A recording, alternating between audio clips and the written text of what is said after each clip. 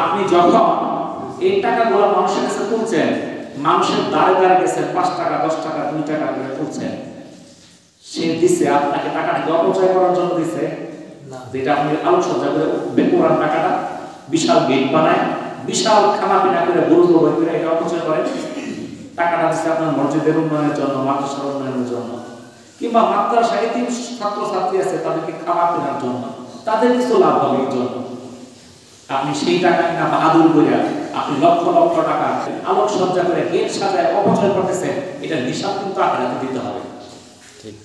আসসালামু আলাইকুম ওয়া রাহমাতুল্লাহি ওয়া বারাকাতুহু। ওয়া আলাইকুম আসসালাম ওয়া রাহমাতুল্লাহি ওয়া বারাকাতুহু। ইন্নাল হামদালিল্লাহ নাহমাদুহু ওয়া নুসাল্লি আলা রাসূলিহিল কারীম, আম্মা বাদ। আল্লাহ পাকের লাখো কোটি শুকরিয়া যে মহান আল্লাহ তাআলা আমাদেরকে পবিত্র শুক্রবার জুমার নামাজ পড়ার জন্য মসজিদে আসার মতো তৌফিক দান করেছেন।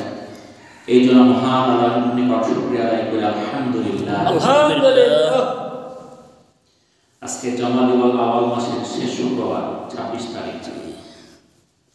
আজকের আলোচনার বিষয় নির্ধারণ করেছি ইসলামী সভার প্রয়োজনীয়তা এবং এই ইসলামী সভার নতুন কিছু ফিতনা, এই সম্পর্কে আলোচনা করব ইনশাআল্লাহ। মহান আল্লাহ তাআলা পবিত্র কোরআনে বলেন, বিসমিল্লাহির রহমানির রহিম, কুনতুম খায়রা উম্মাতিন উখরিজাত লিন-নাস তা'মুরুনা বিল মা'রুফ ওয়া তানহাউনা 'আনিল মুনকার ওয়া তু'মিনুনা বিল্লাহ। অর্থাৎ তোমরা শ্রেষ্ঠ জাতি, তোমাদের উদ্ভব ঘটানো হয়েছে মানব জাতির কল্যাণের জন্য। তোমরা সৎ কাজের আদেশ করবে এবং অন্যায় কাজে নিষেধ করবে এবং আল্লাহর উপর ঈমান আনবে। সূরা আল ইমরান আয়াত 110। তো আল্লাহ তাআলা আমাদেরকে শ্রেষ্ঠ উম্মত দিয়েছেন কোন শর্তে? শর্তটা হচ্ছে আমরু বিল মারুফ ওয়া নাহyi আনিল মুনকার, অর্থাৎ সৎ কর্মের আদেশ আর অসৎ কর্মের নিষেধ। তো এই আয়াতে আল্লাহ তাআলা আমাদেরকে সুস্পষ্ট ভাবে জানাই দিলেন, তোমরা কি শ্রেষ্ঠ জাতি। তোমাদের দুনিয়াতে প্রেরণ করা হয়েছে কিসের জন্য? মানব জাতির কল্যাণের জন্য। তোমরা সৎ কাজের আদেশ করবে, অসৎ কাজে নিষেধ করবে এবং আল্লাহর উপর ঈমান আনবে। তো এই যে সৎ কাজের আদেশ, অসৎ কাজের নিষেধ, এটা সবচেয়ে সহজ একটা জায়গা হলো ইসলামী সভা, দ্বীনি ওয়াজ মাহফিল, এই জুমার আলোচনা, এগুলোর মধ্যে কি হয়? সৎ কাজের আদেশ হয়, অসৎ কাজের নিষেধ হয়। তাহলে এই আয়াত থেকে আমরা বুঝতে পারি ইসলামী সভার প্রয়োজন আছে কি নাই। যেহেতু পবিত্র কোরআনে আল্লাহ তাআলা ঘোষণা দিয়ে দিলেন সৎ কাজের আদেশ করার জন্য আর অসৎ কাজে নিষেধ করার জন্য, যার জন্য আমাদেরকে এই দ্বীনি মাহফিলগুলো আমাদের অত্যন্ত প্রয়োজন। উম্মতের উদ্দেশ্যে ওয়াজ করা ছিল সমস্ত নবী রাসূলদের সুন্নাত। খুদ আল্লাহ তাআলা এই বান্দাদের উদ্দেশ্যে কি করেছেন? ওয়াজ করেছেন। কোরআনে মাজিদে এমন অসংখ্য আয়াত রয়েছে যেখানে আল্লাহ তার বান্দাদেরকে কোনো কিছু অবহিত করা, বুঝিয়ে বলা অথবা সতর্ক করা অর্থে ওয়াজ বা বয়ান শব্দটি ব্যবহার করেছেন। এমনকি পবিত্র কোরআনের একটি নামও হচ্ছে ওয়াজ। আল্লাহ তাআলা বলেন, হে মানব জাতি, তোমাদের কাছে তোমাদের রবের পক্ষ থেকে একটি ওয়াজ এসেছে যা অন্তরের জন্য শিফা, এটি হিদায়াত এবং মুমিনদের জন্য রহমত। সূরা ইউনূসের আয়াত নম্বর 57।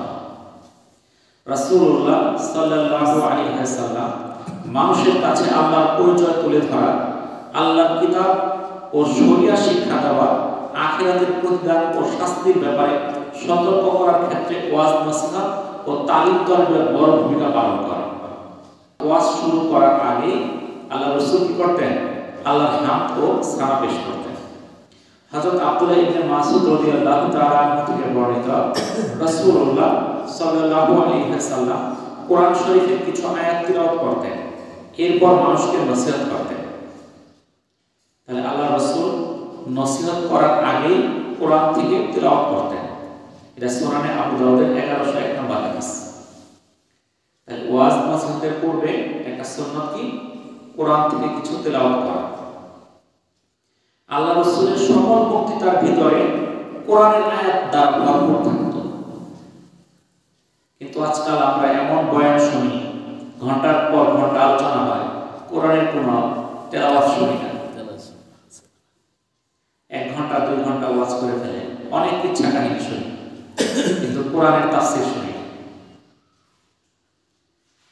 কেন আল্লাহ রাসূল এই কোরআনের মাধ্যমে ওয়াজ করতেন? আল্লাহ তাআলা কোরআনকে মানব জাতির জন্য শ্রেষ্ঠতম ওয়াজ হিসেবে নাযিল করেছেন। আল্লাহ তাআলা বলেন, এটি মানুষের জন্য স্পষ্ট বর্ণনা এবং মুত্তাকিদের জন্য হিদায়াত ও উপদেশ। সূরা আল ইমরানের 138 নম্বর আয়াতে আল্লাহ তাআলা পবিত্র কোরআনকে কি হিসেবে ঘোষণা করলেন? এটা এমন এক স্পষ্ট বর্ণনা যেটা মুত্তাকিদের জন্য হিদায়াত আর উপদেশ। তাহলে হিদায়াত যদি কেউ পাইতে চায় তাহলে কোরআন লাগবে। কোরআন ছাড়া দিনের পর দিন, ঘন্টার পর ঘন্টা, বছর পর বছর বয়ান করলেও সেই বয়ানের মধ্যে মূল্য থাকবে না, ওজন কম থাকবে। আর ওজন বাড়বে কোন সময়? যখন তার মধ্যে কোরআনের কথা থাকবে। রাসূলুল্লাহ সাল্লাল্লাহু আলাইহি ওয়াসাল্লামের বয়ান ছিল মধ্যম ধরনের, এত লম্বা করতেন না, আবার এত সংক্ষিপ্ত করতেন না। কিন্তু আজকাল আমরা বয়ান শুরু করলে আর শেষ করতে চাই না, চলতেই থাকে, মানুষ অতিষ্ঠ হয়ে যায়। এমন বয়ান করতে হবে যে মানুষ অতিষ্ঠ না হয়, একবারে সংক্ষিপ্ত না, আবার অনেক লম্বা না। রাসূলুল্লাহ সাল্লাল্লাহু আলাইহি ওয়াসাল্লামের কথা ছিল পরিষ্কার ও ঝরঝরে, তাড়াহুড়া করে বা অগোছালোভাবে কোনো কথা বলতেন না। যদি কেউ চাইতো তার কথা প্রতিটা শব্দ বলতে পারত। এটা সহিহ বুখারী 3567 নম্বর হাদিস। অর্থাৎ রাসূল কথাগুলো ধীরে ধীরে বলতেন যেন মানুষ কথাগুলো বুঝতে পারে। এমন ধীরে ধীরে বলতেন মানুষ ইচ্ছা করলে কয়টা শব্দ বলতো এটাও শুনতে পারত, বুঝতে পারত। তাড়াহুড়া করতেন না কথার মধ্যে। তিনি অধিক ও অপ্রয়োজনীয় কথাবার্তা এবং কাউকে ইঙ্গিত করে নিন্দামন্দ গালমন্দ করা থেকে সম্পূর্ণরূপে বিরত ছিলেন। আল্লাহ রাসূল কাউকে নাম ধরে গালমন্দ, নিন্দা করা এগুলো কখনোই করেন না। কথাকে গুরুত্ব আরোপ করার জন্য মাঝে মধ্যে তিনি কসম করতেন। আল্লাহ তাআলা পবিত্র কোরআনে কসম করছেন, আত-তিন ওয়াজ-যাইতুন ওয়া তুরি সিনিনা ওয়া হাযাল বালাদিল আমিন। কি আল্লাহ তাআলা শপথ নিয়েছেন তুর এবং সিনাই, দুইটা পাহাড়, এই দুইটা পাহাড় নিয়ে শপথ করছে। আরো দুইটা ফল নিয়ে, একটা হলো তিন, একটা হলো যাইতুন। তাহলে এই শপথ করার দ্বারা কি বোঝায়? কোনো কিছুর উপর গুরুত্ব আরোপ করা বোঝায়। আল্লাহ রাসূল এরকম ভাবে গুরুত্ব আরোপ করতেন। কথা বলার সময় তিনি হাত নাড়াতেন। সাহাবীদের অবস্থার প্রতি তিনি লক্ষ্য রেখে নির্দিষ্ট দিনে ওয়াজ করতেন, যাতে মানুষের মধ্যে ক্লান্তি না আসে। এটা সহিহ বুখারী 68 নম্বর হাদিস। অর্থাৎ নির্দিষ্ট দিনে, যেমন আজকে আমরা বসছি শুক্রবার, আপনারা ওয়াজ শুনতেছেন, প্রত্যেকদিন যদি ওয়াজ করা হয় তখন ভালো লাগবে, তো আল্লাহ রাসূল নির্দিষ্ট দিনে ওয়াজ করতেন। এতে সকল মানুষ একত্রিত হইত, এটা মানুষের মধ্যে আগ্রহের সৃষ্টি করত। তিনি শ্রোতার প্রয়োজন, মেধার পর্যায় ও পারিপার্শ্বিকতা ভেদে ওয়াজ করতেন। এর মানে এখানে যারা উপস্থিত আছে তাদের কি প্রয়োজন, কি জরুরত, তাদের কি মেধা আছে, জ্ঞান আছে, এবং পারিপার্শ্বিক অবস্থা বুঝে নসিহত করতেন। এখন দেখা যায় আছে গ্রামের অশিক্ষিত মানুষ, যাদের লেখাপড়া কম, বুঝে কম, এখন বয়ান করা শুরু করলো এত জ্ঞানের ভাষা দিয়া, তো মানুষ বুঝেই না, লাভ কি। আবার শিক্ষিত মানুষ আছে, ওইখানে আরেক লেভেলের বক্তব্য দিতে হবে, দুই বক্তব্য একরকম হলে চলবে না। অর্থাৎ কোন অবস্থা, কোন প্রেক্ষাপট, এগুলো নিয়ে বয়ান করবে। কোন বক্তৃতায় কেবল কোরআনকে আঁকড়ে ধরা করে তার গুরুত্ব আরোপ করেছেন। কোরআনকে আঁকড়ে ধরতে হবে, এটার উপর তিনি গুরুত্ব দিয়েছেন। কোথাও কোরআন এবং সুন্নাত, আবার কোথাও কোরআন এবং আহলুল বায়তকে আঁকড়ে ধরার জন্য গুরুত্ব আরোপ করেছেন। তাই উনি কোন বয়ানে কোরআনকে গুরুত্ব আরোপ করেছেন, কোথাও কোরআন আর সুন্নাহকে, আবার কোথাও কোরআন এবং আহলুল বায়াতকে। তাই আল্লাহ রাসূল কি কি বিষয়গুলো গুরুত্ব দিয়েছেন, আমাদেরকে কিন্তু ওই বিষয়গুলো গুরুত্ব দিতে হবে। রাসূলুল্লাহ সাল্লাল্লাহু আলাইহি সাল্লাম বেশিরভাগ ক্ষেত্রে জোর দিয়ে ওয়াজ করতেন। কখনো কথা বলার সময় তার চোখ লাল হয়ে যেত, চেহারা মোবারক রাগ ফুটে উঠত, কণ্ঠস্বর উঁচু হয়ে যেত, মনে হতো যুদ্ধের ময়দানে সৈন্য দলকে সতর্ক করছেন। সহিহ মুসলিমের 867 নম্বর হাদিস। আবার কখনো কখনো খুব আবেগময় হৃদয়স্পর্শী ভঙ্গিমায় ওয়াজ করতেন, যাতে শ্রোতাদের অন্তর বিগলিত এবং চোখ অশ্রুসিক্ত হতো। সুনান আবু দাউদ 4607 নম্বর হাদিস। তার কথা শুনে যারা শুনতো তাদের চোখে পানি এসে যেত। জান্নাত ও জাহান্নামের কথা এমন ভাবে বলতেন যেন শ্রোতারা তাদের চোখ দিয়ে পানি দেখতে পাচ্ছে। সহিহ মুসলিমের 2750 নম্বর হাদিস। কিন্তু আজকালকে আমরা সভা শুনতে গেলে অনেক সবাই যায় হাসতে হাসতে গড়াগড়ি শুরু করে, কান্না দুপুরের কথা। তো বয়ান শুনে হাসবে কেন বলেন তো? আর হাসতে পারে, একটু মুস্কি হাসতে হাসতে পারে, হাসতে হাসতে গড়াগড়ি শুরু করে দিবে। এরকম বয়ানও আমাদের অনেক সবার মধ্যে হয়। রাসূলুল্লাহ সাল্লাল্লাহু আলাইহি ওয়াসাল্লাম বলেছেন, তোমরা বেশি বেশি হাসিও না, কারণ অতিরিক্ত হাসি অন্তরকে মেরে ফেলে। এটা সহিহুল জামির 7435 নম্বর হাদিস। তো এই ওয়াজ মাহফিল এগুলো আমাদের অত্যন্ত প্রয়োজন। বিভিন্ন সামাজিক কুসংস্কার দূরকরণে, বিভিন্ন অন্যায় অনাচার বন্ধ করতে এই ওয়াজের দরকার আছে। এই ওয়াজ থেকে আমরা বিভিন্ন কুসংস্কার থেকে আমরা মুক্ত হতে পারি। বিভিন্ন ফিতনা থেকে ফিতনাকে দূরে ঠেলে আমরা বিশুদ্ধ আকীদা এবং আমলের প্রতি আমরা মানুষকে ডেকে আনতে পারি। কিসের মাধ্যমে? এই ওয়াজের মাধ্যমে, এই সবার মাধ্যমে, ইসলামী সবার মাধ্যমে। আমাদের কত পার্সেন্ট মাদ্রাসায় এখন পড়া করে? খুব কম সংখ্যক। আমরা যেখানে আছি কতজন মাদ্রাসায় বসছি কত দেখি? যদি দেখা যায় মসজিদে 100 জন লোক আছে, এর মধ্যে 90 জন মাদ্রাসায় বসছে, তাদেরও তো ইলম শিক্ষার দরকার আছে। কই থেকে শিখবে? তাদের শেখার একটা জায়গা হলো এই যে ইসলামী জনসভা। এই যে সভাগুলো হয়, এখান থেকে আমরা ইসলামী জ্ঞানগুলো অন্বেষণ করতে পারি। এখান থেকে মানুষকে ধর্মপ্রাণ বানানো যায়। কিন্তু বর্তমানে দেখা যায় যে মাহফিলের সংখ্যা দিন দিন বাড়তেছে, কিন্তু মাহফিলের গুণগত মান বাড়তেছে না। নানা রকম ফিতনা শুরু হয়ে গেছে। এখন যারা সভা করে, এই সভার উদ্দেশ্য ভিন্ন হয়ে গেছে। যারা সভা করে মসজিদ মাদ্রাসা কর্তৃপক্ষ, তাদের উদ্দেশ্য কি? মসজিদ মাদ্রাসা উন্নয়ন করা, কালেকশন করা। আর যারা সভা করতে আসে বক্তারা, তাদের উদ্দেশ্য কি? তাদের উদ্দেশ্য হলো হাদিয়া নেওয়া। যারা সভা শুনতে আসে তাদের উদ্দেশ্য কি? সুর দেখা। সুর কিরকম? তাহলে সবার উদ্দেশ্য কিন্তু এগুলো না। সবার উদ্দেশ্য হচ্ছে হিদায়াত। যারা আয়োজন করবে তাদের উদ্দেশ্য মানুষ সভা থেকে হিদায়াত পাবে। যারা বয়ান করার জন্য আসবে তাদের উদ্দেশ্য থাকবে হিদায়াতের কথা প্রচার জন্য, আল্লাহর খুশির জন্য। আর যারা আসবে তাদের উদ্দেশ্য আমি এখান থেকে কিছু শেখা যাবে। কিন্তু আমাদের উদ্দেশ্য তো কারো ঠিক নাই। যারা আয়োজন করি কালেকশন করব, বক্তাদের উদ্দেশ্য হাদিয়া নিব। আর যারা বক্তা শ্রোতা আছে তারা সত্য আমরা দেখি, কিছু শিখবো এটার জন্য আসি না।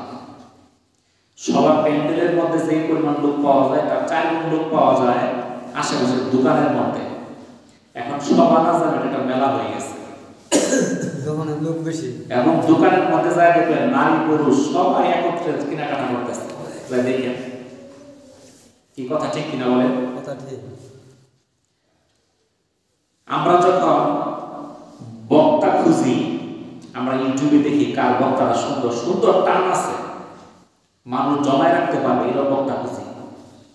কিন্তু এরকম বক্তা খুঁজি না কার কথার মধ্যে কোরআনের কথা আছে, রাসূলের কথা আছে, এটা আমরা দেখি। আমরা দেখি সুর, মানুষ দমায় রাখে, ভাইরাল বক্তা, নাম শুনলে যেতে মানুষ জমে যায়, 26 ইঞ্চি 24 ইঞ্চি এইটা ওইটা কত রকম কিছু আমরা নাম দিতেছি।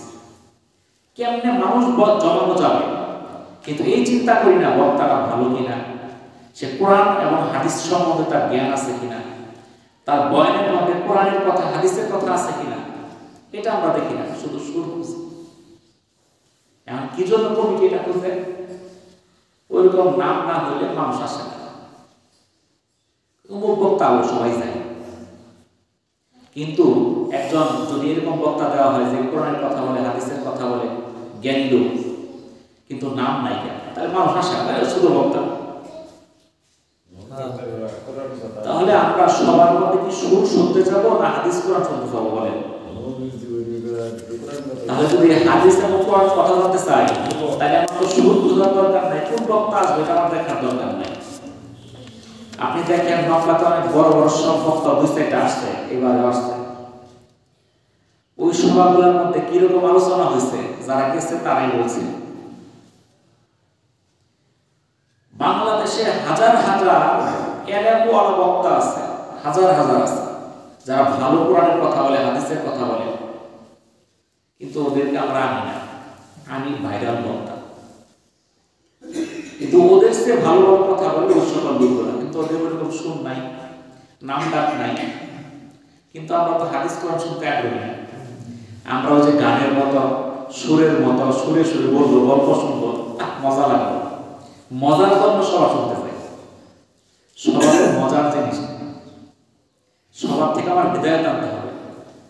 এই জন্য আমাদেরকে যখন আমরা বক্তা খুঁজবো, যখন আমরা সবাই আয়োজন করব, ওইরকম বক্তা খুঁজবো যারা কোরআন এবং হাদিস নিয়ে আলোচনা করে। আল্লাহ তাআলা ইরশাদ করেন, আর আত্মীয় স্বজনকে তাদের প্রাপ্য অধিকার দাও এবং মিসকিন এবং মুসাফিরদের, আর অপব্যয় অপচয় করো না, অপচয়কারীরা শয়তানের ভাই, আর শয়তান তো তার প্রতিপালকের প্রতি অকৃতজ্ঞ। এটা সূরা বনী ইসরাঈল আয়াত 26 এবং 27 এর অর্থ। তাহলে আল্লাহ তাআলা সূরা বনী ইসরাঈলের এই 26 এবং 27 নম্বর আয়াতে বলে দিলেন, আত্মীয় স্বজনকে তাদের প্রাপ্য অধিকার দাও এবং মিসকিন এবং মুসাফিরকেও অপব্যয় করো না, অপব্যয়কারী শয়তানের ভাই, আর শয়তান তার প্রতিপালকের প্রতি অকৃতজ্ঞ। আজকে সবাইগুলো দেখেন আমরা কিভাবে অপব্যয় করি। এমন বিশাল বিশাল গেট বানাই, বিয়ের গেটও ফেল, ওই যে পূজা হয় না, বিভিন্ন সময় পূজা হয় মন্দিরে, ওইরকম বিশাল বিশাল গেট বানাই। আচ্ছা, সবার মধ্যে গেটটার প্রয়োজনটাকে আমাকে বলেন। এই গেট দেখে কি মানুষ হেদায়েত পায়? কোনো লাভ হয়? যে আমাকে বিশাল এক গেট বানাইতে হবে 10,000 20,000 টাকা খরচ করে, এটা কি অপচয় না? বিশাল আলোক সজ্জা করছেন বিয়ের বাড়ির মতো, মন্দিরের মধ্যে কীর্তন হয়, কীর্তনের সময় যেভাবে সাজায় আলোক সজ্জা করে, এখন সবার মধ্যে এইভাবে সাজায়। এই যে আলোক সজ্জাগুলো, এটা কি দরকার আছে বলেন তো দেখি? এই আলোক সজ্জা দেখে কি মানুষ হেদায়েত হয়ে যায়? আপনি 2-4টা লাইট দেন, যে লাইটের মানুষের চলাচলের সুবিধা হবে, লাইট মানুষ আসতে পারবে, যাইতে পারবে, দরকার। কিন্তু এই যে লাল নীল বাতি জ্বালায় আলোক সজ্জা করলেন, বিশাল গেট করলেন, এতে কি ফায়দা আছে অপচয় ছাড়া? এটা কি শয়তানের তাবেদারি করে না? আপনি যখন এই টাকাগুলো মানুষের কাছে তুলছেন, মানুষের দ্বারে দ্বারে গেছে 5 টাকা 10 টাকা 2 টাকা করে তুলছেন, সে দিছে আপনাকে টাকাটা অপচয় করার জন্য দিছে? যেটা আপনি আলোক সজ্জা করে বেকুরান টাকাটা বিশাল গেট বানায়, বিশাল খানা পিনা করে, গরু জবাই করে, এটা অপচয় করে? টাকাটা দিচ্ছে আপনার মসজিদের উন্নয়নের জন্য, মাদ্রাসার উন্নয়নের জন্য, কিংবা মাদ্রাসায় এতিম ছাত্র ছাত্রী আছে তাদেরকে খাওয়া কেনার জন্য, তাদের কিছু লাভ হবে এর জন্য। আপনি সেই টাকা না বাহাদুর করিয়া, আপনি লক্ষ লক্ষ টাকা প্যান্ডেল করিয়া, আলোক সজ্জা করে, গেট সাজায় অপচয় করতেছেন, এটা হিসাব কিন্তু আখিরাতে দিতে হবে। ঠিক বুঝতে পারছেন? এই যে আপনি বাহাদুরি করার জন্য সভা করলেন, লক্ষ লক্ষ টাকা খরচ করে, এই জমাইতের দরকার নাই, কারণ অপচয়কারী শয়তানের ভাই। আল্লাহ তাআলা পবিত্র কোরআনে বলে দিলেন, তাহলে আমরা কেন অপচয় করবো সবার মধ্যে? আজকে দেখা যায় যে আমরা বিভিন্ন জায়গায় রাস্তাঘাট আটকায় আমরা টাকা তুলতেছি। কালকে আমি শেরপুর গেলাম, প্রথমে একটা এলো বাগানবাড়ি, তারপরে ওই হাওড়া প্রাইমারি স্কুলের পাশে, তারপরে টিটিসি যে পলিটেকনিক্যাল ইনস্টিটিউটটার সামনে, 3 জায়গায়। নকলা থেকে শেরপুর 19 কিলোমিটার রাস্তা, 3 বার দাঁড়ান লাগে। এখন এখানে তাহলে গড় কত? 3, 6, 18, 6 কিলোমিটার পর গড়ি আছে। এখান থেকে ঢাকা গেলে তাহলে গড়ে কমপক্ষে 30 বার থামতে হবে। এখন একটা বাস যদি নকলা শেরপুর থেকে ঢাকা যায়, এই 30টা জায়গায় থামতে হইলে না থামলেও ওই জায়গায় কিন্তু গাড়ি একটু স্লো করুন লাগে, কারণ 2 পাশে ছাত্ররা থাকে, জোরে গেলে যদি একটু অ্যাক্সিডেন্ট হয় একটু হলো স্লো করতে হবে, লাগে না? না থামলেও স্লো করতে হবে। এইভাবে দেখা যায় সে শেরপুর থেকে ঢাকা যেতে যেখানে 4 ঘন্টা লাগবে এখন 5 ঘন্টা লাগে।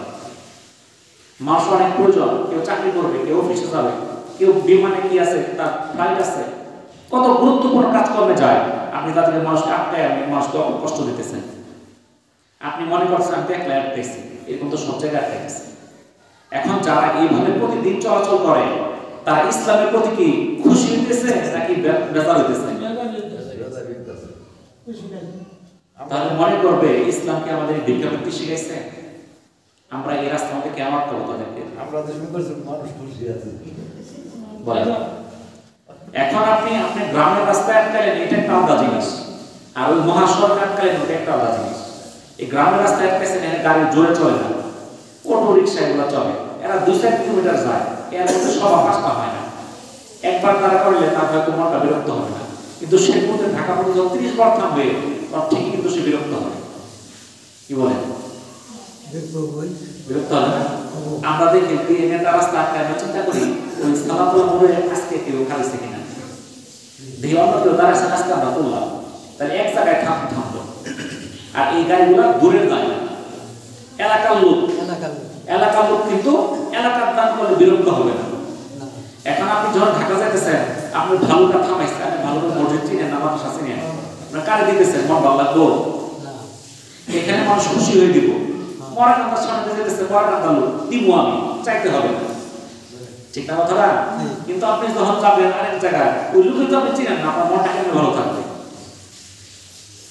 তাহলে এই যে মানুষের কাছ থেকে আমরা জোর জবরদস্তি করে টাকা পয়সা আনি আর এইভাবে অপচয় করি, এটার জন্য কিন্তু হিসাব দিতে হবে। আল্লাহ তাআলা বলেন, যে বিষয়ে তোমাদের কোনো জ্ঞান নাই সেই বিষয়ে প্রমাণ দ্বারা পরিচালিত হয়েও না। নিশ্চয় কর্ণ, চক্ষু, হৃদয় ওদের প্রত্যেকের নিকট কৈফিয়ত তলব করা হবে। সূরা বনী ইসরাঈল। আল্লাহ তাআলা বলে দিলেন 2টা কথা এখানে, আমার যে বিষয়ে জ্ঞান নাই সেই বিষয়ে প্রমাণ দ্বারা আমার চলা যাবে না।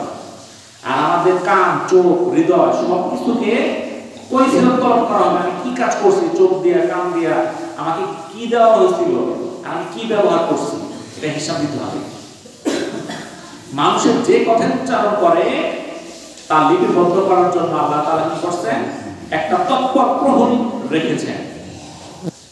সূরা কাফের 18 নম্বর আয়াতে আল্লাহ তাআলা বলেন, মানুষ যে কথাই উচ্চারণ করে তৎপর প্রহরী তার নিকটে রয়েছে। কিরামুন কাতিবিন আছে না? আমি কি বলতেছি, আপনি কি বলতেছেন, লেখা হইতেছে না? দেখেন কত টিভির মধ্যে আমরা বক্তব্য শুনি, 50 বছর আগে বক্তব্য শোনা যায়। মানুষের তৈরি করছে যন্ত্র, আর আল্লাহর কাছে যে যন্ত্র আছে, হাজার হাজার বছর আগে মানুষ মারা গেছে, আর লাখ লাখ বছর পরে সেটা রেকর্ড সংরক্ষিত থাকবে। রাসূলুল্লাহ সাল্লাল্লাহু আলাইহি সাল্লাম বলেন, মানুষের মিথ্যাবাদী হওয়ার জন্য এতটুকুই যথেষ্ট যে সে যা কিছু শুনে তাই বর্ণনা করে। এটা সহিহ মুসলিমের 5 নম্বর হাদিস। আজকে আমরা বিভিন্ন ওয়াজের ময়দানে যা শুনতেছি তাই বলতেছি, সেখানে হাদিস কোরআনের ভিত্তি আছে কিনা আমরা জানি না। এক জায়গায় শুনছে বলে দিলাম, শোনা কথা কখনো বলা যাবে না আপনি যদি সেটা রেফারেন্স না থাকে, তথ্য না থাকে, প্রত্যেকে সে বলল। কারণ মিথ্যা হওয়ার জন্য এইটুকুই যথেষ্ট যে সে যা শুনে তাই বলে বেড়ায়। তাই কোনো কথা বলতে হলে এটা তথ্য লাগবে, তারপরে একজনের কাছে সেটা বলা যাবে। আব্দুল্লাহ ইবনে মাসউদ রাদিয়াল্লাহু তাআলা থেকে বর্ণিত, রাসূলুল্লাহ সাল্লাল্লাহু আলাইহি ওয়াসাল্লাম বলেন চরমপন্থীরা ধ্বংস হয়েছে। তিনি এই কথা তিনবার বললেন। এটা সহিহ মুসলিমের 2670, সহিহুল জামির 7039 নম্বর হাদিস। এই হাদিসটা বর্ণনা করেছে যারা আব্দুল্লাহ ইবনে মাসউদ রাদিয়াল্লাহু তাআলা। এই হাদিস থেকে আমরা জানতে পারি আল্লাহ রাসূল বললেন চরমপন্থীরা কারা, যারা কথা এবং কাজে কঠোরতা অবলম্বন করে তারা ধ্বংস হয়েছে, ধ্বংস হয়েছে, ধ্বংস হয়েছে। আজকে বিভিন্ন সবার মধ্যে গেলে আপনি দেখবেন চরমপন্থী কি পরিমাণ আছে। একদল আছে তারা সকাল থেকে সন্ধ্যা মতো বয়ান করবে, হাদিসের কথাও নাই, কোরআনের কথাও নাই, খালি কিচ্ছা কাহিনী। আরেক দল আছে খালি আছে কি বিদআত নিয়ে, আরেকজন আছে খালি আশিক রাসূল, খালি রাসূলের মহব্বত করো, নামাজ লাগতো না, রোজা লাগতো না, কিছু লাগতো না, খালি রাসূলের মহব্বত করলে গেল। এক দল এক পন্থীর মধ্যে আছে, কি আছে না? আছে। তাহলে এই যে চরমপন্থী হয়ে গেছে, চরমপন্থীদের ধ্বংস অনিবার্য। আবু হুরায়রা রাদিয়াল্লাহু তাআলা থেকে বর্ণিত রাসূলুল্লাহ সাল্লাল্লাহু আলাইহি সাল্লাম বলেন নিশ্চয় দিন সহজ, যে ব্যক্তি অহেতুক দিনকে কঠিন বানাবে তার উপর দিন জয়ী হয়ে যাবে। সুতরাং তোমরা সোজা পথে থাকো এবং ইবাদতের মধ্যম পন্থা অবলম্বন করো। তোমরা সুসংবাদ দাও আর সকাল সন্ধ্যা ও রাতের কিছু অংশ ইবাদতের মাধ্যমে সাহায্য করো। এটা বুখারী মুসলিম সহ বিভিন্ন কিতাবে হাদিসটা আসছে। তাহলে দিনটা কিন্তু খুব সহজ, কিন্তু আমরা কেউ কেউ খুব কঠিন বানাইছি। বুঝা গেল? যদি কই ভাই নামাজ পড়তে যাও জুমার দিন, নামাজ পড়ো, ক্ষেতের মধ্যে গেছিলাম, বাসধারে নিচে গেছিলাম, নামাজ পড়ো কেন নাই, গোসল করছি না। শুক্রবার সকাল তো সবাই গোসল করে, অন্যদিন যদি হয় শরীরটা ভালো না, বারজার নিচে গেছিলাম, বারজার নিচে গেলে কি মানুষ নাপাক হয়ে যায়? খেতে কাজ করলে নাপাক হয়ে যায় না? যারা শ্রমিক একবার জিজ্ঞাসা করে ভাই ভাই কাজ করি নামাজ কেমনে বলবো? আমরা বাংলাদেশের লোক পাবেন যে কোন লোকের পাশে কাজ করতে গেলে নামাজ পড়ার টাইম দেয় না, এরকম লোক আছে বাংলাদেশে না? আমি যে হিন্দুর বাড়িতে কাজ করতে যাই, নামাজ পড়তে চাই, নামাজ পড়ার সময় দিবি, সময় দেব। দেখবেন যে কামরা যায় আধা ঘন্টা বিড়ি খায়, মেলা বেশি যায়। যার ইচ্ছা নামাজ পড়তে 5 মিনিটের সময়, তাকে না করবে কেউ না, কেউ না করবে। সে যে করবে না এটা তার আসল কথা, উসিলা দেয়, এটা উসিলা দিল। তো বারজার গেছে দুয়ের মধ্যে পাড়া মারছে, পায়ের মধ্যে ঘু পড়ছে, আপনি দই ফেলে গোসল করলে তো নামাজ হবে, নামাজ গোসল করা তো ফরজ হইছে না, গোসল লাগতো না, ঠিক আছে না? নয় হাড়ু বলতো দুয়ের মধ্যে পাড়া মারছে, হাড়ু বলতো ঘু পড়ছে, 3 বার দয়ালে হাড়ু বলতো দয়া লাগে, তাহলে তো আমরা নামাজ হবে, 3 বার দয়ালে শেষ, শেষ না? 3 বার দয়ালে শেষ। তাহলে তো আমরা মসজিদ দেখেন, আমরা মাসলা মাসের দিকে আমার কাপড় না পাক, এই সমস্যা ওই সমস্যা, এগুলো শয়তানের ধোঁকা। দিনে তো কঠিন না, একদম সহজ। তাহলে আল্লাহ রাসূল বললেন দিনকে তোমরা সহজ পথে থাকো, সোজা পথে থাকো আর মধ্যম পথ অবলম্বন করো, বিশাল কঠিন হয়ে যায় না, সুসংবাদ দাও আর সকাল সন্ধ্যায় রাতের কিছু অংশে ইবাদতে কাটাও। তো আমরা এই যে ওয়াজ নসিহতগুলো কিভাবে করব, এই দিন আলোচনা কেমনে করব, কিছু নিয়ম আছে। আল্লাহ তাআলা বলেন তুমি মানুষকে তোমার প্রতিপালকের পথে আহ্বান করা হিকমত ও সদুপদেশ দাও। এটা সূরা নাহল 125 নম্বর আয়াত। আল্লাহ তাআলা শিখাই দিয়েছেন আমাদেরকে তুমি কিভাবে বয়ান করবে। তুমি মানুষকে তোমার প্রতিপালকের পথে আহ্বান করা হিকমত দ্বারা এবং সদুপদেশ, ভালো উপদেশ দিয়ে। হিকমতের সাথে কথা বলতে হবে, সৎ উপদেশ দিতে হবে। 2 নাম্বার আব্দুল্লাহ রাদিয়াল্লাহু তাআলা থেকে বর্ণিত, তিনি বলেন রাসূলুল্লাহ সাল্লাল্লাহু আলাইহি ওয়াসাল্লাম সপ্তাহের দিন সময় আমাদেরকে ওয়াজ নসিহতের মাধ্যমে ওয়াজ নসিহতের ব্যাপারে আমাদের অবস্থার প্রতি লক্ষ্য রাখতেন, যাতে আমরা বিরক্ত না হই। এটা বুখারী 68, মুসলিমের 2821 নম্বর হাদিস। এমন ভাবে বয়ান করতেন যেন যারা শ্রোতা এবং বিরক্ত না হয়ে যায়। 3 নাম্বার সহজ সরল এবং সুসংবাদময়। হাদিসে ইসলামের দিকে দাওয়াত এবং মানুষের মাঝে ফয়সালার ব্যাপারে আনাস রাদিয়াল্লাহু তাআলা থেকে বর্ণিত একটা হাদিস। এই হাদিসে রাসূলুল্লাহ সাল্লাল্লাহু আলাইহি সাল্লাম বলেন তোমরা সহজ পথ অবলম্বন করো, কঠিন অবলম্বন করো না। মানুষকে সুসংবাদ দাও, বিরক্তির সৃষ্টি করো না। মানুষকে সুসংবাদ দিতে হবে, নেক কাজ করো, নেক কাজ করলে তোমার জন্য কি ফায়দা আছে, তোমার জন্য জান্নাত আছে, ইহকালেও ফায়দা আছে, পরকালেও ফায়দা আছে, সুসংবাদ দাও। এগুলো ওয়াজ নসিহতের নিয়ম। তো আমরা যে আলোচনাগুলো করলাম, আল্লাহ তাআলা আমাদেরকে আমল করার তৌফিক দান করুন। ওয়া আখিরু দাওয়ানা আলহামদুলিল্লাহি রাব্বিল আলামিন। আসসালামু আলাইকুম ওয়া রাহমাতুল্লাহি ওয়া বারাকাতুহু।